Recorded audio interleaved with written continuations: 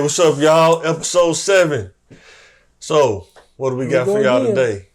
I'm Mike. John. And coming at y'all. So today we want to talk about different job atmospheres and how to navigate through it all. What do you think about that before we get into the topics? What do you think about that?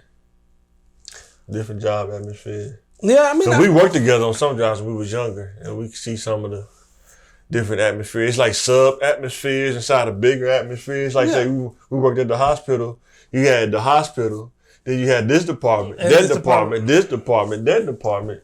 Oh, this department cool over here. Oh, over there, that department. And it's all about like when you say, hey, you should come work here. Like because my department is cool. We have different managers and a little different structure in there. And you come in there with the best attitude, it's like, hey, I'm going to be positive. I'm going to work hard and things like that. Right. You get in the wrong, atmosphere, you know what I mean? It's all different. Like, now they hate me because I'm working hard or they're doing this and I think I'm better than everybody else.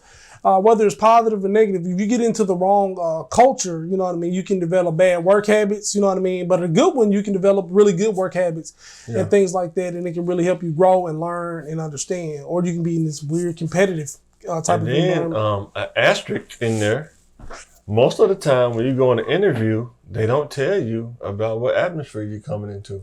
Because everybody's putting their best face forward. Before we give you this job, we want to let you know that we spread rumors a lot. Yeah.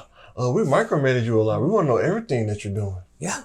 Yeah. Did you want to work for us doing that? They don't give you the opportunity. They say, oh, yeah. Are you married? How many kids do you have? What's going on? Like, what's going on with that? Or is he going to come up here? Like, why we don't do that. So, getting into the first topic is the micromanaging culture. So, micromanage, that means somebody that's just constantly managing it, like almost that control kind of deal, They want to know every move you make. How many minutes do it take? Did you sign in? Did you come right on in there? You're supposed to have a lead on that container. So you did sign in, right? And you do know. If you got to do a ticket, it should take you this long to do this ticket, and you're 5 minutes over. So what happened? It's managers, a lot of managers, like a high percent, that's not a lot, a high percentage. Let's say out of 100, we'll say about 60% maybe? 60%? Yeah, that's something, I would say that. Like 60%, just general terms. Especially newer managers. A lot of managers who are micromanagers, from my experience, especially working different jobs, they usually have a lot of turnover. Do you think that's pretty fair?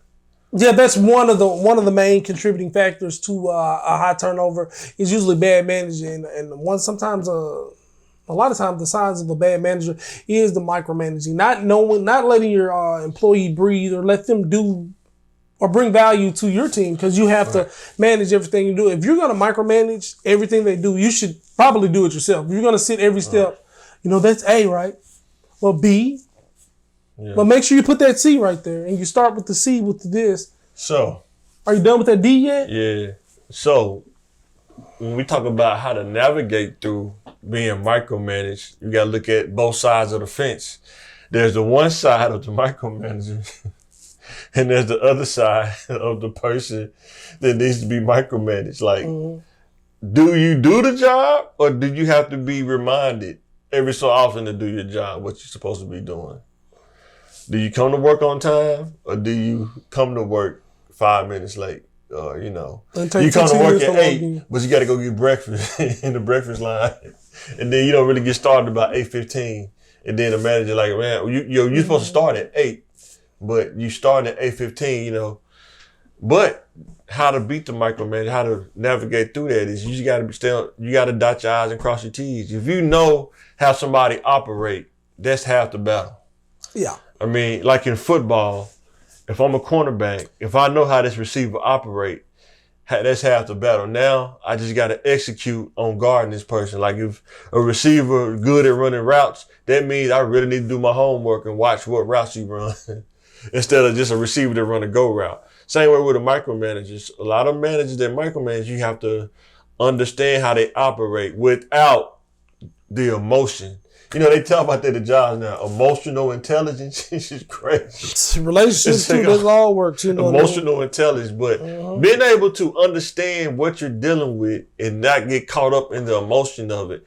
Okay, this guy or this girl clearly is a micromanager. So the best thing I need to do is just make sure I get my work done to not give them nothing to micromanage me on.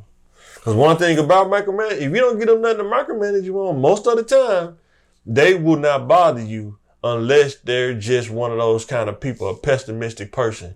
And those people do exist. Yeah, and what he's talking about with pessimistic, insecurity. They're insecure that they don't believe in you. They don't think that you're going to do the job. And they could be due to high turnover because if I want it done, I got to do it myself. So they're going to manage you like they've managed all the other people that've only been here a couple weeks or a couple months before they left, not realizing that they are the problem in that thing. And if it's coming from a negative or insecure place, that's bad. But if it's coming from a positive place, just wanting you to get your work done and train you correctly, once they build faith, and you reassure them by doing your job, showing up on time, that can be remedied. Now they have a little bit more faith and they'll give you a little bit more leeway because they know, well, he's consistently been doing his job. I don't have to tell him that. Right. But like I say, that's the positive side. If that's coming from a healthy place, that'll usually work. Once they build faith and confidence in you and they kind of trust in you, it's like, well, I know Mike's going to do it. Right. You know what I mean? So I don't have to even really come check on him. I can stay in my office. As a matter of fact, Mike might actually do my job a little bit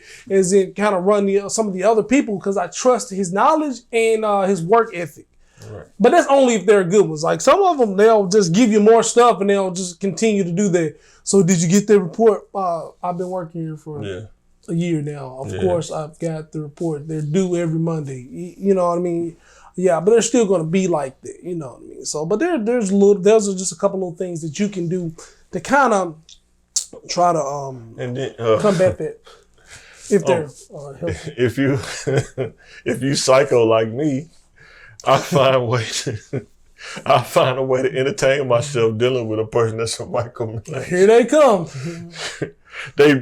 It's like they be looking for you, but they can't find you. It's like playing cat and mouse.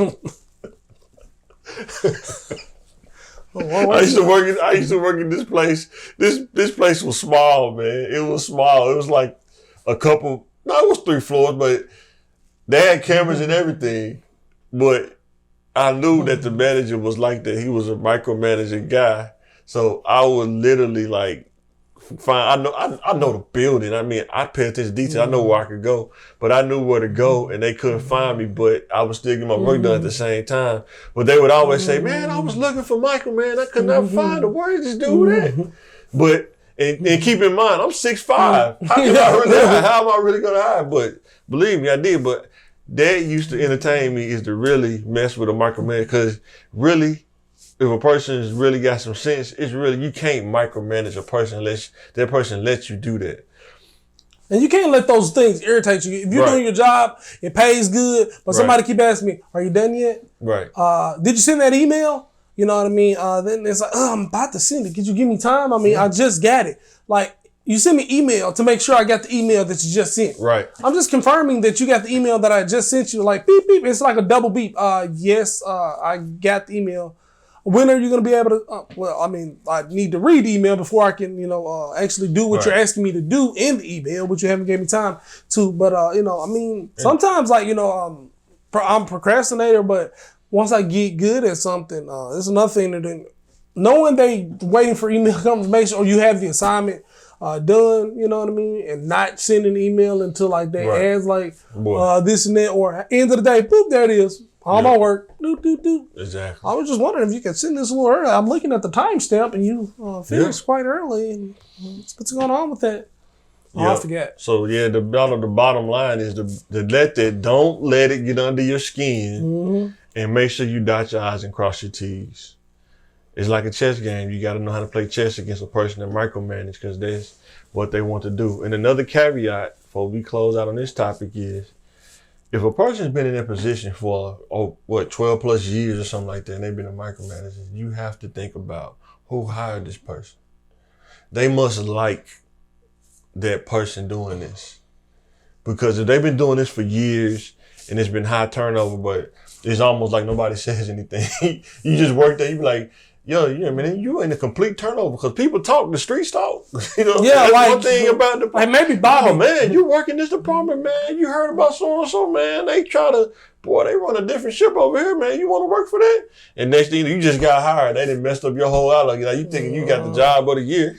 Yeah, you know what I mean? You look at all the benefits, you look at everything on paper, I'm perfectly qualified, good salary and things like that. But it's like some jobs have these little sub-managers or supervisors or, whichever, the people that are right over the top of you that kind of watch over you daily are the gatekeepers. You know what I mean? They're not, if they don't like you, if it's for personal reason, but that goes into another another topic. But still, they're the little gatekeepers and they keep a high turnover. And the only people who stay, you have to get in good with them. You know what I mean? You got to go to those Christmas parties or those things like that. And you can't be of this political party or that political party or they're going to get you out of there, So really, the thing you really want to think about is going into the corporate world. You got to have emotional intelligence. You have to be able to be objective as you can, that you can stand. The more objective you are, the less emotion that you can control. The more emotion you control and show less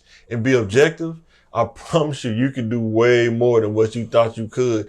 But some people get all riled up. Man, he micromanaging me, man. I can't do nothing. That's what they want you to do. At that point, they feel like they won. They can drive you on up out the door.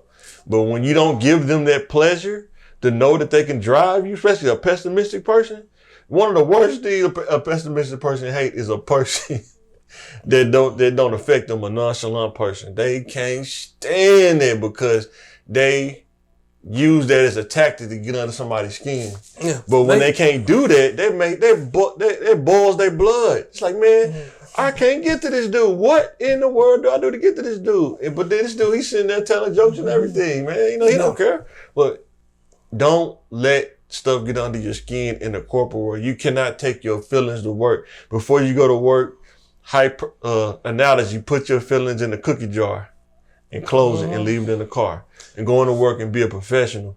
Remember, if you want to dance with the Mohicans, you can't go in there, dressed like an Indian. They probably going to take you out. So you got to understand, you want to dance with the Mohicans, you want to swim with the sharks, that's a whole nother level. You can't be emotional because they feed on that. And then next thing you know, now you food in the tank with sharks. How you think that's going to work out? Yeah, and that's another thing too. You don't want to, and I understand a lot of you don't want to be a robot. You don't want to be emotionless and things like that. Just try to think and just kind of monitor your reactions and stuff. You know what I mean? You're going to feel things. Right. I'm not saying you're not feel. And you can't control the way you feel, but you can control the way that you react. Yeah, you react, definitely. You know what I mean? And that's what we're talking about with emotional intelligence and things like that. Yeah. That you want to definitely try to control your reactions at work. Be professionals. There's ways you can get your point across and you can get your emotions out and you can express yourself in a professional manner. You know what I mean? We got so many stories about. Yeah, I know I've felt so many things as far as that, but the more you can slow your thinking down and the more layers you can add to your thinking instead of just, man, I tell you to when you do that, that's when they got you. Like, I got him. That's what I wanted him to do. But if they do that, then you just be like, whatever, that's just who he is. He been doing this for the same thing for 6 months. I know what he's going to do. Like, most pessimistic people or micromanagers, they have a pattern of doing. You know what they're going to do. You know how they're going to do it. Sometimes at 9 o'clock, they the worst until they get their coffee or something. Or, they come in completely or after different. lunch, they may slow down on it because they went in their lunch. But you just be able to study a personalities in person. That's kind of what it boils down to. We talking about these cultures or these atmospheres, all these personalities trying to come together. So another thing too you want to watch is your little micro experiences. Like, I was holding in, but if they see you laughing and joking and things like that and being happy, and then they come around, then you get quiet or you leave, or they can do something to kind of spoil that mood. Like, now they got you doing this. Oh yeah. Or you tightened up, or you roll your eyes. That's it. They've changed your kind of outlook, how you were feeling. They've changed your mood. They've changed your whole vibe just by coming in there. Right. Like, oh man, you have too much fun. Let me go over there and ask him about this work. Even though I know he sent the email, hey man, what's going on? Did you finish that assignment? Yeah, I sent you the email. Oh, well, maybe I just hadn't got it yet. You know what I mean? Keep up the good work. Is there anything else that you think you could be doing? Oh, yeah, just to kind of, just to kind of throw you off. And now you're like, oh. Yeah. Or you see him coming. Now your mood is changed. Now they can go back in the office and do whatever. Yeah. You never know what another person's on, so you want to kind of, or what they're going through. Yeah. So they might just be bothering you for whatever reason. You just want to try to monitor your reactions. You know what I mean? Maybe not let some certain people know they're getting to you.